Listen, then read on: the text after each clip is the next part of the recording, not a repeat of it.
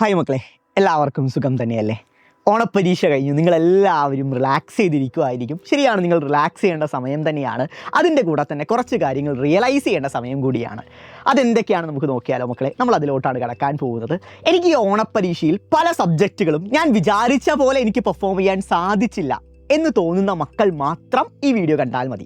അവർക്കും വേണ്ടി മാത്രമുള്ള വീഡിയോ ആണ്. അവർ ശ്രദ്ധിക്കേണ്ട കാര്യങ്ങൾ എന്തൊക്കെയാണ്, ഇനി എങ്ങനെയാണത് മാറ്റിയെടുക്കാൻ സാധിക്കുക, എങ്ങനെയാണ് A+ എന്ന് പറയുന്ന ലക്ഷ്യത്തിലോട്ട് നമുക്ക് നടന്നു നീങ്ങാൻ സാധിക്കുക എന്ന കാര്യമാണ് ഈ വീഡിയോയിൽ നമ്മൾ ഡിസ്കസ് ചെയ്യാൻ പോകുന്നത്. ഈ ഓണപ്പരീക്ഷയുടെ ഈ ഒരു കാലഘട്ടം നിങ്ങൾ ആലോചിച്ച് നോക്കി കഴിഞ്ഞു വെച്ചാൽ നിങ്ങൾ മാക്സിമം എഫേർട്ട് ഇട്ട് പഠിച്ച ഒരു സമയമായിരിക്കും അല്ലേ? നിങ്ങൾ മാത്രമല്ല, നിങ്ങളെ വിശ്വസിച്ച് നിങ്ങളെ രാവിലെ നേരത്തെയൊക്കെ എണീപ്പിക്കുന്ന നിങ്ങളുടെ പാരൻസും ഈ പറയുന്ന പരീക്ഷയെ വലിയ പ്രാധാന്യത്തോടുകൂടി ആയിരിക്കും കണ്ടിട്ടുണ്ടാവുക. അല്ലാതെ ഈ പറഞ്ഞ 5 മണിക്കൊക്കെ മോളെ എണീക്കടാ, പരീക്ഷയാണിന്ന്, ഈ പറയുന്ന ചാപ്റ്റേഴ്സൊക്കെ പഠിക്കടാ എന്ന് പറഞ്ഞ് നിങ്ങളുടെ പാരൻസ് കൂടി നിങ്ങൾ എത്രത്തോളം എഫേർട്ട് ഇടുന്നോ അതേ എഫേർട്ട് തന്നെ ഇട്ട് നിങ്ങൾക്ക് ഏറ്റവും മികച്ച മാർക്ക് നേടിത്തരാൻ വേണ്ടി അവരും ആഗ്രഹിച്ച ഒരു പരീക്ഷയായിരിക്കും. പക്ഷെ അൺഫോർച്ചുനേറ്റ്ലി പല സബ്ജക്റ്റുകളും നിങ്ങളിട്ട എഫേർട്ടിൻ്റെ ഔട്ട്പുട്ട് നിങ്ങൾക്ക് പ്രസൻറ്റ് ചെയ്യാൻ പറ്റുന്ന തരത്തിലുള്ള ചോദ്യപേപ്പർ ആയിരുന്നില്ല. അത് നിങ്ങളുടെ കുറ്റമല്ല. പക്ഷേ നമുക്ക് അവിടെ എന്തൊക്കെയാണ് പോരായ്മകൾ സംഭവിച്ചത് എന്ന കാര്യം നമുക്ക് ഇപ്പോഴെങ്കിലും നമ്മൾ തിരിച്ചറിയേണ്ടതാണ്. അതാണ് ഞാൻ ഇനീഷ്യലി പറഞ്ഞ റിയലൈസേഷൻ എന്ന് പറയുന്നത്. കാരണം നിങ്ങളിട്ട എഫേർട്ടിൻ്റെയോ നിങ്ങൾ സ്പെൻഡ് ചെയ്ത സമയത്തിൻ്റെയോ നിങ്ങൾ പഠിച്ചതിൻ്റെയോ ഒന്നും കുഴപ്പമല്ല ഈ സംഭവിച്ചിരിക്കുന്നത്. മറിച്ച് നമുക്ക് എവിടെയൊക്കെയോ ചെറിയ പോരായ്മകൾ സംഭവിച്ചു. അതുകൂടി നമുക്കിവിടെ മറികടക്കേണ്ടതുണ്ട്. അതെല്ലാ സബ്ജക്റ്റുകളിലും നിങ്ങൾക്ക് ആ പ്രശ്നം മെയിൻലി ഫേസ് ചെയ്യേണ്ട വന്നിട്ടുണ്ടാവില്ല. നമ്മുടെ ഫിസിക്സ് ആണെങ്കിൽ നിങ്ങൾക്ക് മെജോറിറ്റി കുട്ടികളും എനിക്ക് അയച്ച ഫീഡ്ബാക്ക് പ്രകാരം വളരെ ഒരു ചോദ്യപേപ്പർ ആയിരുന്നു, വളരെ സിമ്പിളായിട്ട് പ്രസന്റ് ചെയ്യാൻ സാധിച്ചു എന്നാണ് പലരും പറഞ്ഞത്. സിമിലർ കഴിഞ്ഞ ദിവസം കഴിഞ്ഞ ബയോളജി പരീക്ഷയിലും അത്തരം ഒരു കംപ്ലൈൻറ്റ് നിങ്ങളുടെ ഭാഗത്ത് നിന്ന് വന്നിരുന്നില്ല. ബട്ട് സർട്ടൻ സബ്ജക്റ്റ്, ഉദാഹരണം പറയുകയാണെങ്കിൽ നമ്മുടെ മാത്സ്, അതുപോലെ തന്നെ കെമിസ്ട്രി, പിന്നെ ഇംഗ്ലീഷിനെ സംബന്ധിച്ച് ടൈം മാനേജ്മെൻറ്റിൻ്റെ കുറച്ച് പ്രശ്നങ്ങൾ. സോ ഇത്തരം സബ്ജക്റ്റുകളിലാണ് പ്രധാനമായിട്ടും ഈ ഒരു പ്രശ്നം നിങ്ങൾക്ക് നേരിടേണ്ടി വന്നത്. അതിൻ്റെ റീസൺ എന്ന് പറഞ്ഞു വെച്ചാൽ മാറിക്കൊണ്ടിരിക്കുന്ന ക്വസ്റ്റ്യൻ പാറ്റേൺ തന്നെയാണ്. ഈവൻ നമ്മുടെ ഫിസിക്സിൽ പോലും ഇന്നേ വരെ ചോദിക്കാത്ത പാറ്റേൺ ഓഫ് ക്വസ്റ്റ്യൻസ് നമ്മുടെ ചോദ്യ പേപ്പറിൽ കണ്ടിരുന്നു. പൊതുവേ ഒരു PYQs, എക്സൈസ് ക്വസ്റ്റ്യൻസ് ഒക്കെ ഓറിയൻറ്റഡ് ആയ ചോദ്യങ്ങളാണ് സ്ഥിരമായി കാണാറുള്ളത്.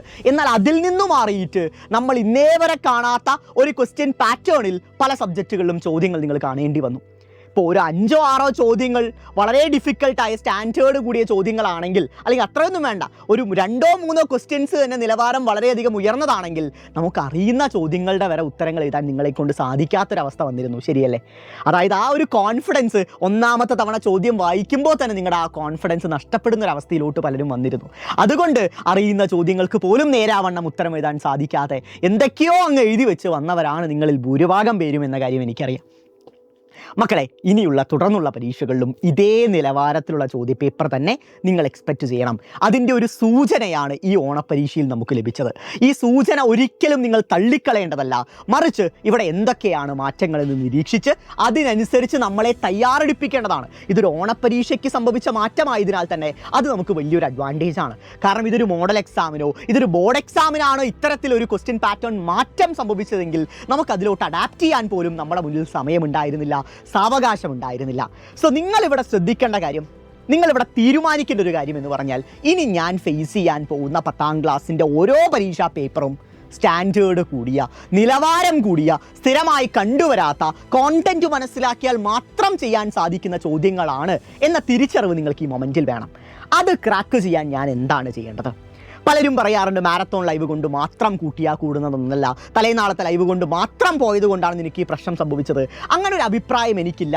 മറിച്ച് നിങ്ങൾ ചെയ്യേണ്ട ഒരു കാര്യം എന്ന് പറഞ്ഞാൽ, ഈ മാരത്തോൺ ലൈവിനെ അല്ലെങ്കിൽ എക്സാമിൻ്റെ തലേനാൾ സൈലം യൂട്യൂബിൽ ക്ലാസ്സിൽ നൽകുന്ന ഒരു ലൈവ് ഉണ്ടല്ലോ, ആ ലൈവിനെ ആക്ച്വലി റിവിഷനായിട്ട് നിങ്ങൾ കാണുക. അല്ലാതെ ഞാൻ അതും മാത്രം ഡിപ്പെൻഡ് ചെയ്ത് ആ ലൈവ് മാത്രമേ ഞാൻ കാണത്തുള്ളൂ, അതിന് മുന്നിൽ ഞാൻ പഠിക്കത്തേ ഇല്ല, അതുവരെ ഞാൻ പുസ്തകം കൈകൊണ്ട് തുറക്കത്തില്ല, എന്നിട്ട് ഈ ലൈവ് മാത്രം കണ്ടിട്ട് പരീക്ഷയ്ക്ക് പോകുമ്പോഴാണ് പലർക്കും വലിയ രീതിയിൽ ഇപ്പോൾ സംഭവിച്ച ഈ ഒരു പ്രശ്നം ഏറ്റവും സിവിയറായിട്ട് അഫക്റ്റ് ചെയ്യുന്ന അത്തരം കുട്ടികൾക്കാണ്. എല്ലാവർക്കും ഈ പ്രശ്നമുണ്ട്, എങ്കിലും അത്തരം കുട്ടികൾക്ക് ഇത് കൂടുതൽ സിവിയറായിട്ട് ഫേസ് ചെയ്യേണ്ടി വരും. കാരണം ഈ മാരത്തോൺ ലൈവിൽ പറയുന്ന ചോദ്യങ്ങൾ പരീക്ഷയ്ക്ക് വരാത്തത് കൊണ്ടല്ല, മറിച്ച് ആ ചോദ്യങ്ങൾ അതേപടി പരീക്ഷാ പേപ്പറിൽ ഉണ്ടെങ്കിൽ പോലും അതൊക്കെ നമുക്ക് ഓർത്തെടുക്കാൻ പറ്റണ്ടടാ. 250 ചോദ്യങ്ങൾ ഒരൊറ്റ ലൈവ് കൊണ്ട് പെട്ടെന്ന് കണ്ടു മനസ്സിലാക്കാൻ നമ്മളാരും റോബോട്ടുകളൊന്നും അല്ലടാ, നമ്മൾ മനുഷ്യന്മാരല്ലേ. സോ നമുക്ക് മേബി തോന്നാം ഈ ചോദ്യം സാർ ഇന്നലെ പഠിപ്പിച്ചതാണ്, പക്ഷേ ആ ഉത്തരങ്ങളൊക്കെ എഴുതി നോക്കുമ്പോൾ നമ്മളെ കൊണ്ട് ചിലപ്പോൾ വരണമെന്നില്ല. സോ അതിനാൽ നിങ്ങൾ ചെയ്യേണ്ട പരിപാടി അതിന് മുൻപിലുള്ള ദിവസങ്ങൾ കൃത്യമായിട്ട് ഈ പറയുന്ന സബ്ജക്റ്റിനെ മനസ്സിലാക്കുക, പരമാവധി കോൺസെപ്റ്റുകൾ ലേൺ ചെയ്യുക, നിങ്ങളെ കൊണ്ട് സാധിക്കുന്നത്രയും നിങ്ങൾ സ്ട്രക്ചേർഡ് ആയിട്ട് പഠിക്കുക. അതിനുശേഷം ഈ തലേനാളത്തെ ലൈവ് കൂടി കാണുമ്പോൾ നിങ്ങൾക്കൊരു റിവിഷൻ കൃത്യമായി തന്നെ നടക്കും. കാരണം നിങ്ങൾ ആലോചിച്ച് നോക്കിക്കേ, നിങ്ങൾ സെൽഫായിട്ട് പഠിച്ച കാര്യങ്ങൾ റിവൈസ് ചെയ്യുക എന്ന് പറഞ്ഞാൽ എത്രത്തോളം എഫക്റ്റീവാണ്. ഓണപ്പരീക്ഷയിൽ 2-3 ചാപ്റ്റേഴ്സേ ഉള്ളൂ. ഇനി വരാനിരിക്കുന്ന മോഡൽ എക്സാമിനും ബോർഡ് എക്സാമിനും ഒക്കെ 6-7 ചാപ്റ്റേഴ്സൊക്കെയാണ് വരാൻ പോകുന്നത്. സോ അതൊക്കെ നമുക്ക് തലേനാൾ ക്വിക്കായിട്ട് റിവൈസ് ചെയ്യുക എന്ന് പറഞ്ഞാൽ, മാക്സിമം എഫക്റ്റീവ് ക്വസ്റ്റ്യൻസ് ഡിസ്കസ് ചെയ്യുക എന്ന് പറഞ്ഞാൽ അത് പോസിബിൾ അല്ല, അത് എളുപ്പത്തിൽ പോസിബിൾ ആവുന്ന കാര്യമല്ല. സോ അതിനുള്ള ബെസ്റ്റ് സൊല്യൂഷനാണ് സൈലത്തിൻ്റെ മാരത്തോൺ ലൈവുകൾ. സോ ഉറപ്പായിട്ടും നിങ്ങളത് കാണണം. പക്ഷെ നിങ്ങളതൊരു റിവിഷനായിട്ട് മാത്രം കണ്ടാൽ മതി. ബാക്കിയുള്ള കാര്യങ്ങൾ നിങ്ങൾ റിയലൈസ് ചെയ്ത് കൃത്യമായിട്ട് തുടക്കം മുതൽ പഠിക്കുക. ഒരു ദിവസം ഒരു അരമണിക്കൂറേ എനിക്ക് പഠിക്കാൻ പറ്റത്തുള്ളൂ, ഒരു കുഴപ്പമില്ലടാ. ആദ്യത്തെ ദിവസം നീ അരമണിക്കൂർ പഠിക്കുക, ഒരാഴ്ച തുടർന്നും അരമണിക്കൂർ തന്നെ പഠിക്കുക. അടുത്ത ആഴ്ചകളിൽ ആ അരമണിക്കൂർ എന്ന് പറയുന്ന സമയം ഒരു 3/4 മണിക്കൂറിലോട്ട് മാറ്റുക. ഗ്രാജുവൽ ഇത് 1 മണിക്കൂറിലോട്ടും 1.5 മണിക്കൂറിലോട്ടും 2 മണിക്കൂറിലോട്ടൊക്കെ നിങ്ങൾ അതിനെ ഒന്ന് കൂട്ടിയാൽ മാത്രം മതി. അല്ലാതെ ഒറ്റയടിക്ക് എനിക്ക് നാളെ മുതൽ ഞാൻ 2 മണിക്കൂർ ഡെയിലി ഇരുന്ന് പഠിക്കുമെന്ന് പറഞ്ഞാൽ നമ്മളെ കൊണ്ട് അത്തരത്തിൽ അഡാപ്റ്റ് ചെയ്യാൻ സാധിക്കുന്ന ഒരു ലക്ഷ്യമല്ല. അത് തിരിച്ചറിഞ്ഞ് സ്ലോ ആയിട്ട് നിങ്ങൾ പഠിക്കുന്ന ആ ഒരു ടൈം സ്പാൻ ഇൻക്രീസ് ചെയ്ത് വരിക, ആ ഒരു സ്ട്രക്ചറിലോട്ട് നിങ്ങൾ ഗ്രാജുവലി വരിക. എല്ലാവർക്കും പെട്ടെന്ന് ഒരു പഠിപ്പിയായി മാറാനോ പെട്ടെന്ന് കൃത്യമായിട്ട് പഠിച്ച് കോൺസെപ്റ്റുകൾ മനസ്സിലാക്കാനോ ഒന്നും സാധിക്കണമെന്നില്ല. സോ അതിൽ ഒരു ട്രാക്ക് ഉണ്ട്, ആ ട്രാക്കിലോട്ട് നമ്മൾ നടന്നു നീങ്ങാൻ കുറച്ച് സമയമെടുക്കും. കുറച്ച് സമയമെടുത്താലും പ്രശ്നമില്ല. ഇനി അങ്ങോട്ടുള്ള പരീക്ഷകളിൽ നിങ്ങൾ ഏറ്റവും മികച്ച മാർക്ക് തന്നെ നേടിയിരിക്കണം മക്കളെ. കാരണം നിങ്ങളുടെ പാരൻസൊക്കെ നിങ്ങളെ ഏറ്റവും അടിപൊളി മാർക്ക് നേടിയിട്ട് നമ്മളോട് ഗംഭീരമായി പരീക്ഷ എഴുതിയെന്ന് പറയുമ്പോൾ നിങ്ങളുടെ പാരൻസിനൊക്കെ എത്രത്തോളം സന്തോഷമുണ്ടാവുമോ അതിനേക്കാളും സന്തോഷമാണ് സൈലത്തിലെ ഓരോ അധ്യാപകർക്കും ഉള്ളത്.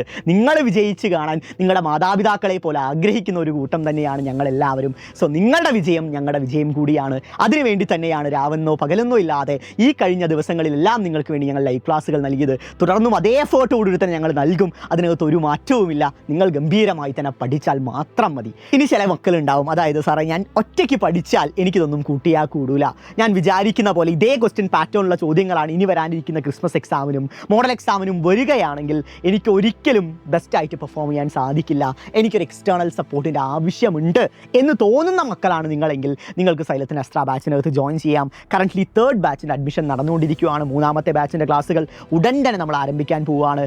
ഓണം പ്രമാണിച്ച് 10% ഓഫ് നമ്മുടെ ടോട്ടൽ ഫീസ് സ്ട്രക്ചറിനകത്ത് വരുന്നുണ്ട്. 10% ഓഫ് എന്ന് പറഞ്ഞാൽ വലിയൊരു തുക തന്നെയായിരിക്കും സാധാരണക്കാരെ സംബന്ധിച്ച്. സോ ഇപ്പോൾ അഡ്മിഷൻ എടുക്കുകയാണെങ്കിൽ നിങ്ങൾക്ക് ആ ഒരു ഓഫർ ലഭിക്കുന്നതാണ് മക്കളെ. ഇനി അങ്ങോട്ട് നമുക്ക് ഗംഭീരമായിട്ട് പഠിക്കാം, അസ്ത്ര ഫാമിലിയുടെ കൂടെ പഠിക്കാം, ഉഷാറാക്കാം കേട്ടോ. ഇനി ഒരു ടെൻഷനും നിങ്ങൾക്ക് വേണ്ട. ഏത് ലെവൽ ഓഫ് ക്വസ്റ്റ്യൻസ് ആണെങ്കിലും നമ്മൾ ക്രാക്ക് ചെയ്യും. നിങ്ങളുടെ എഫേർട്ടിൻ്റെ എല്ലാം റിസൾട്ട് ഇനി നിങ്ങൾക്ക് ലഭിക്കാൻ പോവുകയാണ്. ഗംഭീരമായിട്ട് പഠിക്കാൻ സൈലം കൂടെയുണ്ട്, ഞങ്ങളെല്ലാവരും കൂടെയുണ്ട്. ഉഷാറാക്കുക.